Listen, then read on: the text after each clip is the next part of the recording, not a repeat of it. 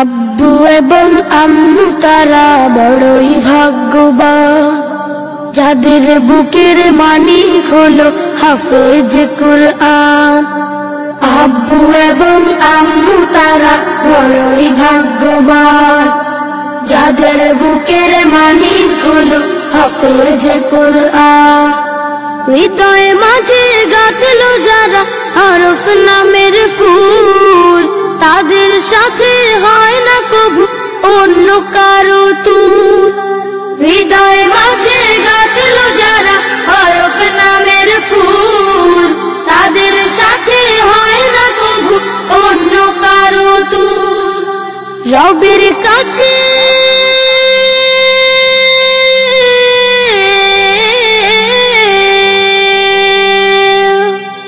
রবের কাছেও পাবে তারা সেরা প্রতিদান।